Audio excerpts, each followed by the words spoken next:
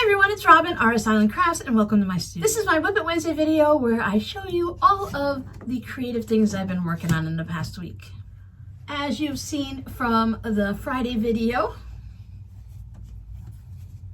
I have the log cabin table runner.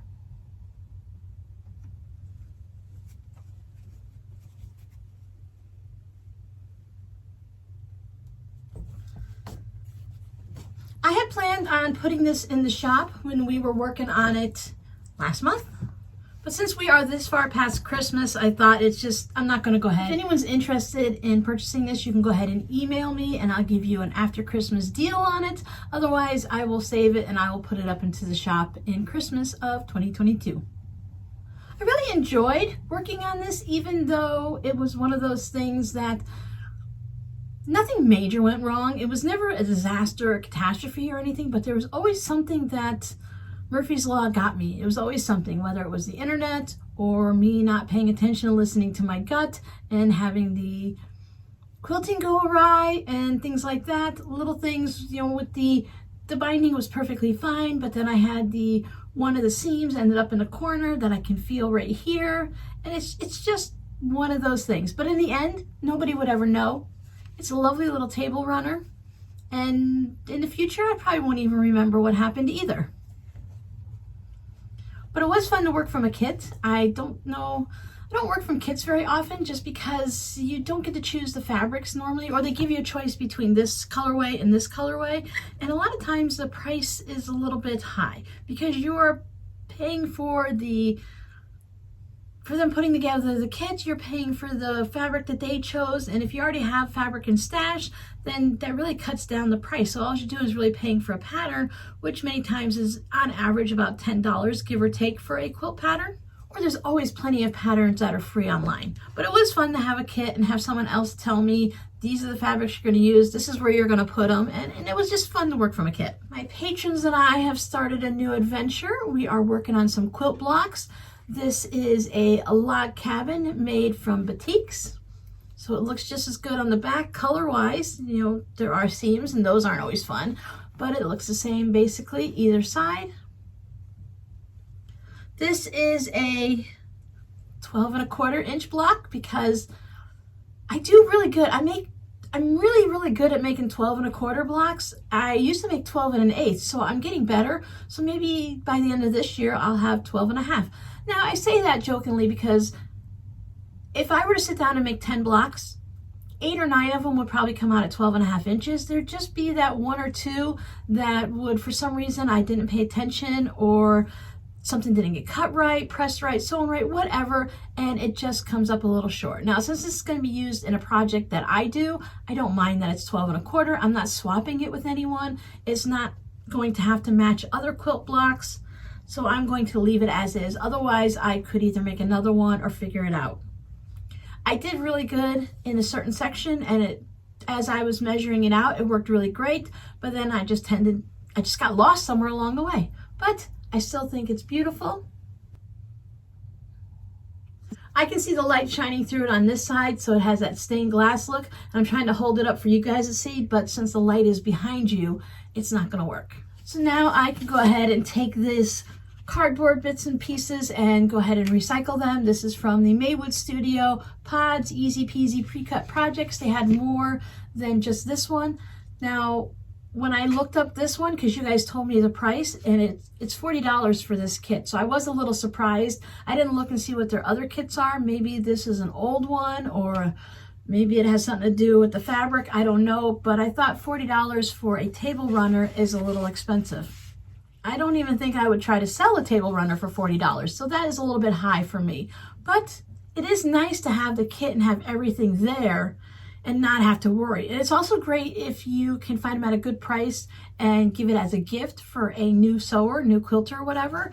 This is all set, so someone who is new, I guess it all depends on the age and the skill level, but you can purchase certain kits for children that are just starting out sewing, and they wouldn't have to worry about using a rotary cutter or anything like that because it's all cut up and ready for you. So the next thing in my bin, I just love these baskets from the Dollar Tree actually.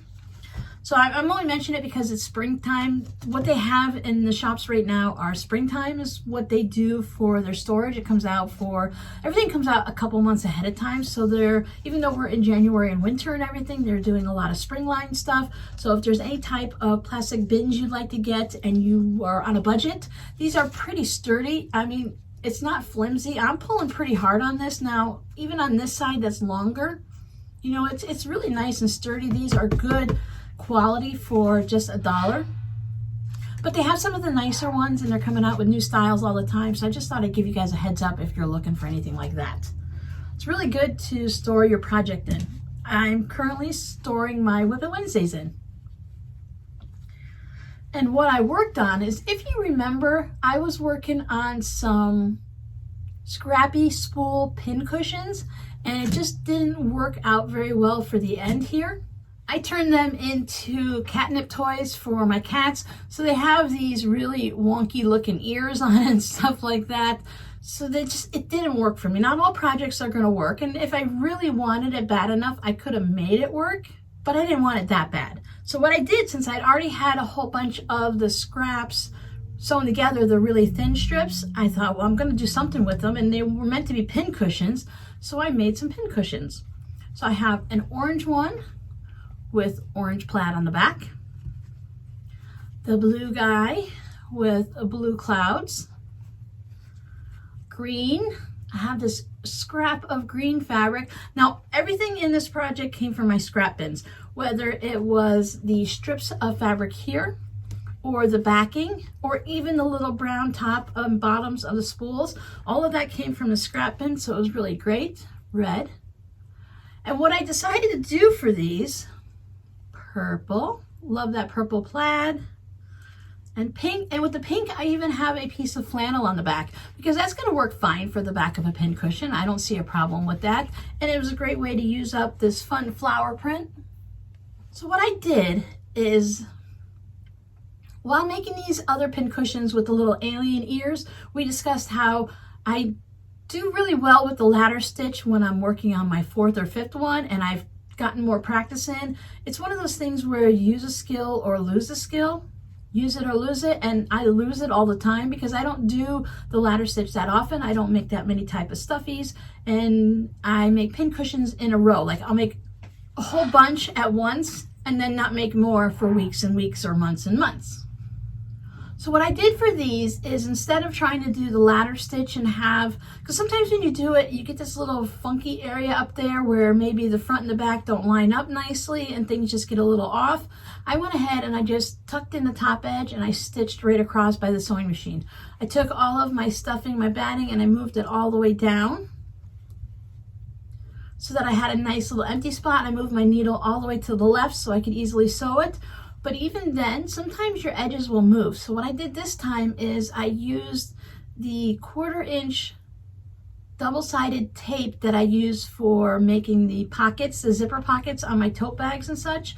So I used that fusible tape on there so that I can go ahead and put it down. And I used the one that adheres. It's sticky that you can move it around, but once you hit it with some heat, that it holds it. So after I got it all in, I went ahead and hit it with the iron, and that kept everything nice and closed so I could easily just run it through the sewing machine, assembly line style, and I didn't have to worry about getting little dips and stuff in the front and the back. So these are just some cute pin cushions. I'll go ahead and get these up into the shop. But that left me about this much more of those little pieces, the little ones that I already made into the pincushion shape, where I had the creamy tan, something light colored on the top with the strips in the middle, and I was going to take 2 to make a pincushion. So if I don't make a pincushion out of them, I actually have double of what I would have. So one of the things I did is I started a new tote, and I added some black because I know black will bring out the colors dramatically. I still need to add a black strip down the side here. So here is one side. And here is the second. Again, it needs a black strip down there. I thought I was done for the day, turned off the sewing machine, cleaned everything up, and then I looked down at them and I'm like, oh, they're not done. I'm gonna get one more strip put on it. And I thought they almost look like the backs of books. So when they're sitting on a bookshelf and you have the colored books or the colored covers to the books, you can actually see them all lined up on a bookshelf. So that's almost what it reminded me of. And I thought that was really fun. But if you look at it, it's just a pin cushion. And what I did is I just evened up the sides and I made them all nice and even, because some of them were a little bit like this and some of them were a little bit like that, because going into a pin cushion, you're going to stuff it and round it out and it's going to be perfect. So it didn't really matter if a pin cushion is off by 1/8 or 1/4 of an inch in one little section. But if you're going to sew them into basically a quilt type situation, you want them to be all the same. So I think these are 3 by 4.5. So I have these two that are going to be a tote, and then I still have plenty more to turn into something else. I might go ahead and make a second tote. I don't like to repeat them more than 2 times, so that if anyone purchases them, they know that there aren't going to be a whole lot out there in the world. There's just going to be a couple. But I thought that it might also look nice either as a wall hanging or for some zipper pouches. For the zipper pouches, instead of having them this way, I can line them up this way. That way I have that nice height, because otherwise with a zipper pouch, you might only end up with a couple on there. But if I put them this way, depending on the size of the pouch, I know I can get at least 3, maybe 4. And I have 16 of them. So that can work for just the fronts of the pouches, or it can go for the fronts and the back. Now with the zipper pouches, I don't feel too bad repeating them. Sometimes I make them just to go inside the tote bag, which maybe I'll make some matching ones and sell them as a set. Or if I put the handle on them, then it become a little carrier, a quick to go bag or something like that. So I thought that would be nice. But how many people are going to see them inside your tote bag, or if you're keeping it home to store maybe some thread in it, or your EPP project or something like that? It's a lot different than if you were walking around and you saw someone with a tote bag on their arm. I think this one stands out a little bit more than if you just had this with a wrist strap. So that's what I've been working on during the day. And early in the morning, if I decide to spend a little time, I might crochet a little bit in the morning. And the time between Christmas and New Year's, I've been allowing myself to start a new crocheted blanket. I'll probably show you that a little bit down the road when it gets just a little bit bigger. Right now, I'm doing it from corner to corner, so it's only about this big. So it's not even baby doll size yet. So it's still got a little bit to go, and I'm working on certain colors. So I want to see if I can get all the colors done at least before I bring it in to show you, so you can see the good assortment of colors I'm using and how they're working together. But now that it's in January, I'm going to switch over to working on my sweater so that I can get my sweater finished. I am at the yoke area right now, so it's a cardigan, so I just need to work on those cables. I wanted to give myself that little bit of time to let my body and my mind relax after all the hubbub of December and stuff with all the holidays. I'm not usually worn out and stressed out from the holidays, but this year I seem to have just been going at a high speed and nonstop. So I wanted to make sure I had that little bit of a break in between and gave myself that time. And I did work on that extra bonus room next door where I keep the fabric. I cleared out all the way around. The floor is all clean. I've got a lot of things that have been picked up and put away, and I had some empty storage bins in there. So technically, I don't know how much cleaning it is if I moved it from one room to another room, but I'd already had some empty storage bins in the other room, the cat room, where I let them. There's no windows in this one room. It's a dining room, so it never had any windows. And we turned it into our daughter's bedroom so that we'd have the 4-bedroom house. So I let the cats hang out in there. It's nice and dark. It stays cool during the summer, and it gives them a place to hide from me. And I allow them to be at peace in there. So they know if they're in there that I might check on them to make sure they're in there and they're still okay, but I don't pester them in there. So that's their little hidey hole. And that's where I keep the storage bins, because it's a cat's room, they can share. But I've cleared it all out, and the only thing that's left is I have maybe 8 to 12 bins. Some of them are these, some of them are the smaller ones, and some of them are like those fabric bins. And they're all piled up on top of the chair that I was working to clear out. I could easily move them onto the floor if I wanted to use a chair. What I thought I'd do is I thought every few days or so, a couple times a week, I just bring one of the bins in, clean it all out, and put everything away. There is scraps in it. There is partial projects where maybe I started sewing some scraps together and thinking I was going to make something, and I got sidetracked by something more interesting, or I got stuck and I couldn't figure it out. There's a couple of clear vinyl bags that I got to a certain point and I couldn't. It's like painting yourself into the corner. I got to a certain point and I couldn't get any further, so now it's stuck. So I need to take the zipper out and save the zipper and see if the fabric is worth saving, and then otherwise it can go into the trash. And then other projects, I know there are a few in there that I want to work on. I just need to find them. So I thought instead of trying to do all of it at once, I would just do a little at a time. So if I want to use that room and sit down and relax and spend the day knitting in it, I can just take these bins and put them on the floor and it'll be perfectly fine. I do need to move some things around. I have several bookcases in there that I might want to rearrange, and I do want to bring the TV from this room that I very seldom ever watch and put it into that room so that I have my little quiet space where the cats have to leave me alone and aren't allowed to pester me. That'll never happen unless I close the door. And then, of course, anyone who has cats know that if you close the door, you'll see that little paw and the little meow always pestering you until you let them in.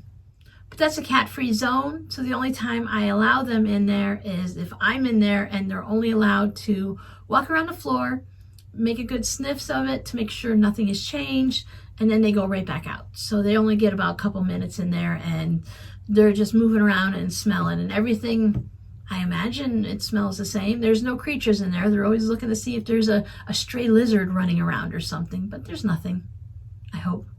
When I first started working on this project, I laid my little spools down on some gray fabric, thinking that maybe I wouldn't want to. Not everyone likes the brights against the black. I mean, it's a favorite of mine, but that doesn't mean everyone likes total chaos. So I did test it out with some gray. So your code word this week is going to be rainbow. And I'd love to know that if you were playing with rainbow fabrics, what would you use as your background or contrast fabric? Now, I thought white would be a little bit inappropriate. It would really, for me on these, because of the little tan areas here, and some of them are a little light creamy, that it really wouldn't work with the white. I did not lay it down and test it out against the white. I like to just lay everything down, place it as I would for the project like this, and then lay it out and see what it looks like on each color. I could get away with using just about any color, I imagine, but I'd love to hear what you guys would use so that I can see if it would work if I want to make anything else. Because while this one is black, if I do these with a blue, cream, gray, or white, whatever, then it also becomes a one of a kind, because this one has black, this one might have blue, is no longer the same bag. So thanks for hanging out with me. Thank you for watching my videos, for liking them, for subscribing, for sharing them with others, and for leaving so many wonderful comments. Sometimes it does take me a few days to get through all the comments, but I do get through them eventually. I always have a goal that for this WiP It Wednesday video, I need to respond to, or at least like and heart all the comments from today's video before next week's WiP It Wednesday comes out. That way I don't feel like I'm ever actually behind. Or playing catch up. I'm just a little bit busy and just trying to get it done. That's all. So thank you for your patience. I hope you guys have a great creative week, and I'll see you next time. Bye.